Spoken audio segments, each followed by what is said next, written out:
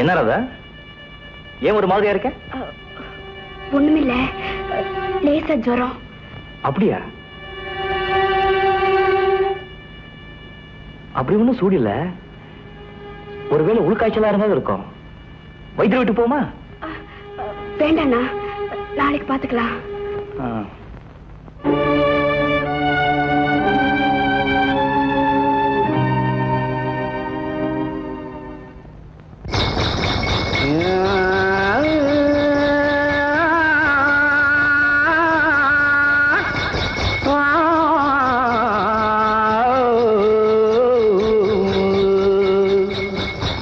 மானத்திலே மீன் இருக்க,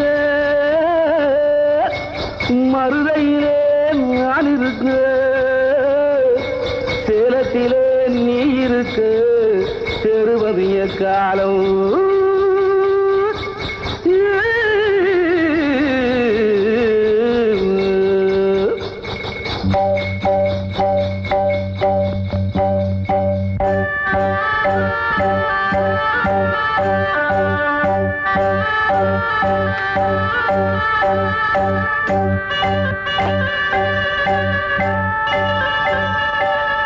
உதயம் வருகின்றதே, மலர்கள்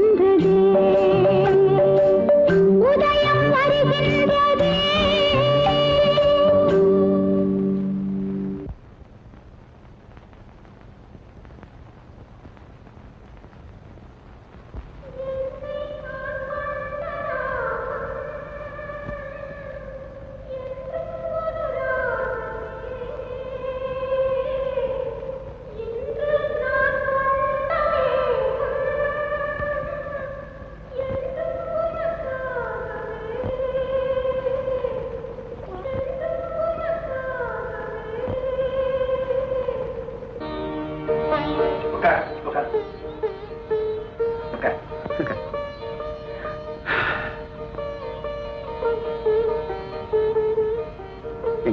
வாசி, நீ புல்லாங்குழல் வாசிக்கிறதுல மகாவித்வானாச்சே, அது கூடவா மறந்து போயிடும்? வாசி பார்க்கலாம்.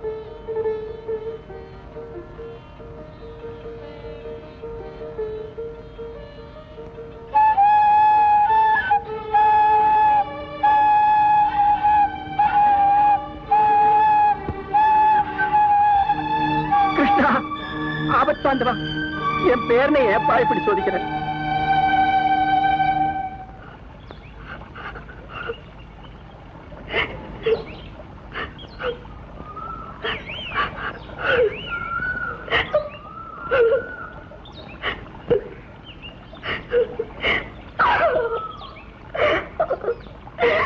அழுகைக்கு யார் காரணம் ராதா?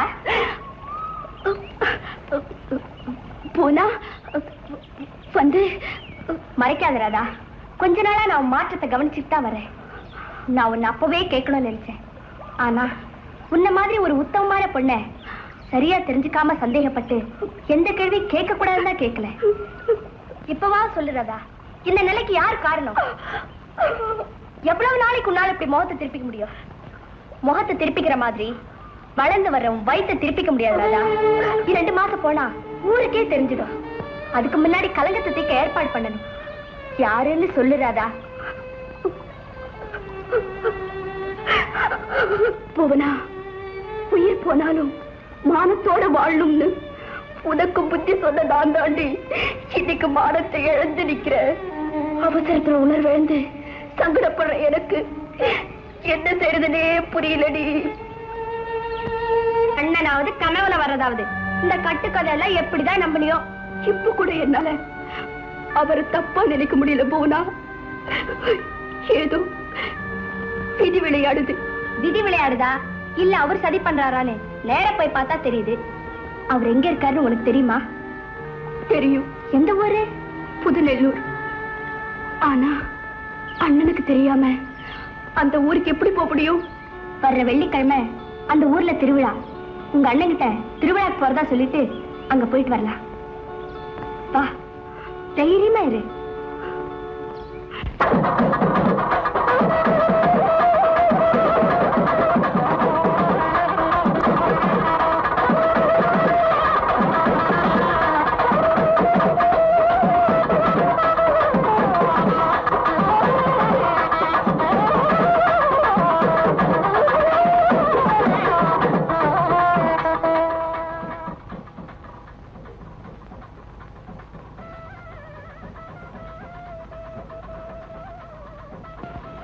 வா.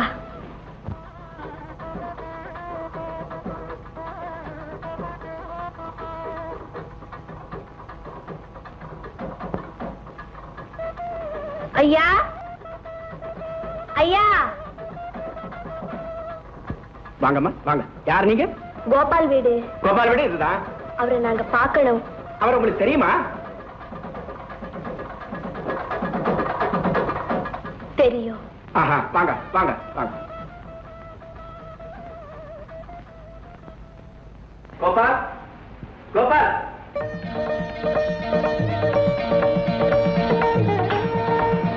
இவங்க உன்னை பார்க்க வந்திருக்காங்க. யாருன்னு தெரியுதாப்பா?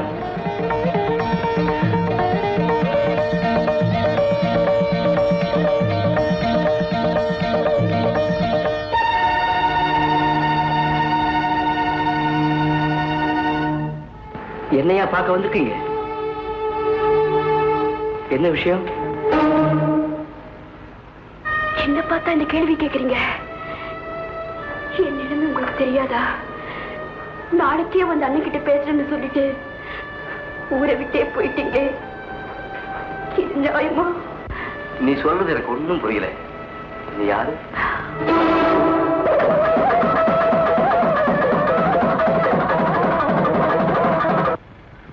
இவளை பார்த்தா யாருன்னு கேட்டீங்க?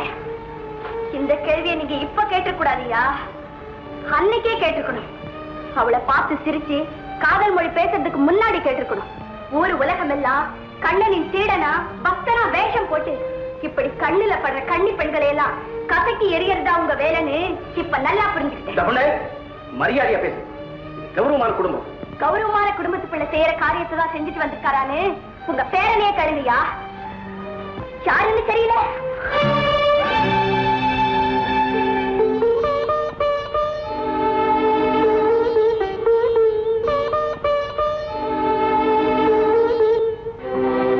பாருங்க, நிஜமா சொல்றேன், நீங்க யாருன்னு எனக்கு தெரியல. இதுக்கு முன்னாடி நான் உங்களை பார்த்ததும் இல்லை. என்ன நடந்தது? எதுக்காக அங்க வந்திருக்கீங்க? என்னென்ன நடக்க கூடாதோ அதெல்லாம் நடந்துடுச்சு. உங்களை சொல்லி குத்தம் இல்ல. உங்க போலி வேஷத்தையும் புனிதமான வார்த்தைகளையும் நம்பி முதல்ல என்னையே நான் மறந்தேன். இப்போ நீங்களே என்ன மறந்துட்டீங்க. எனக்கு வேணும், இதுவும் வேணும், இன்னும் வேணும். ஐயா, நடந்ததெல்லாம் நான் சொல்றேன், நீங்களே நியாயத்தை சொல்லுங்க. அடி பைத்தியக்காரி, இதுக்கு மேல இந்த வீட்டுல இனி நியாயம் கிடைக்கும் நான் எதிர்பார்க்கிறேன். ஓடி போலாம்.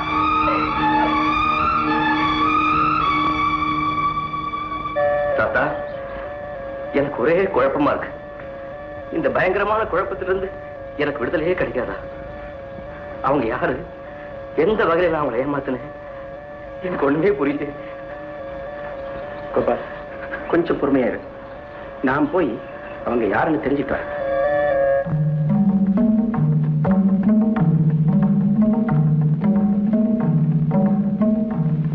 சின்னையா பிள்ளையா? ஆமா ஆமா, வாங்க வாங்க. நீங்க பார்த்து ரொம்ப நாளாச்சு. ஆமா ஆமா, 10-14 வருஷம் இருக்கும்ல. இருக்க என்ன திடீர்னு நம்ம ஊர் பக்கம்? என் பேரன் கோபால் இருக்கானே, அவனை சிறு வயசுல பாத்திருப்பீங்க, ஞாபகம் இருக்கா? அவன் இப்ப பெரிய கிருஷ்ண பக்தன் ஆகிட்டான். கோயில்கள் எல்லாம் போய் பாடுறான், நல்ல புல்லாங்குழல் வாசிக்கிறான். அடே, அந்த பிள்ளையாண்டா தான் உங்க பேரனா? எனக்கு ரொம்ப நல்லா தெரியுமே. நான் அவர் ரசிகன், பக்தன். அவர் ஞான பிறவியாச்சே. அவருக்கு என்ன? அவனுக்கு ஒண்ணு இல்ல, அவன் கொஞ்ச நாள் இங்க தங்கியிருந்தான்ல. ஆமா, நான் கூட என் வீட்டுக்கு வாங்க, என்ன வசதி வேணாலும் செய்து தரேன்னு சொன்னேன். அவரு கண்ணன் சன்னிதானமே என் வீடுன்னு சொல்லிட்டாரு. அவன் கொஞ்ச நாள் இங்க தங்கியிருந்தான் பாருங்க. அப்போ அவன் கழுத்துல போட்டிருந்த நவரத்தின மாலையை தொலைச்சிட்டான். கேட்டா போனா போயிட்டு போகுதுன்னு சொல்றான். எனக்கு மனசு கேட்கலீங்க, விசாரிச்சுட்டு போலான்னு வந்தேன். அப்படியா? வீட்டுக்கு வாங்க, நமக்கு தெரிஞ்ச பையங்க இருக்காங்க, விசாரிக்க சொல்றேன். வாங்க.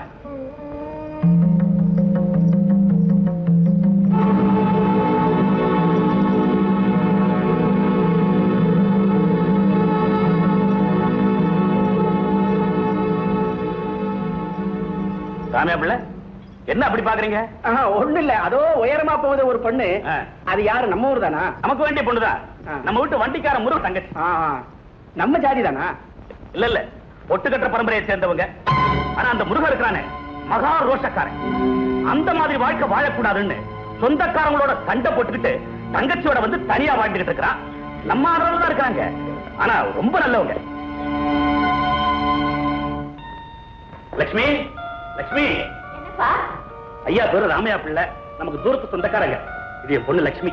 வணக்கங்க. ஐயா நம்ம வீட்டுல 2 நாளைக்கு தங்க போறாங்க. வேண்டிய வசதி எல்லாம் செய்து கொடுமா. உட்காருங்க. காப்பி கொண்டா.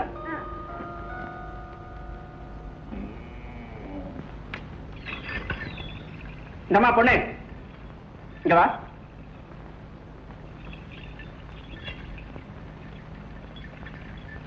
உன் பேர் என்னம்மா? புவனா. ஆமா, நேத்து 2 பேருமா வந்தீங்க, படபடன்னு பேசுறீங்க, சொல்லாம போயிட்டீங்களே.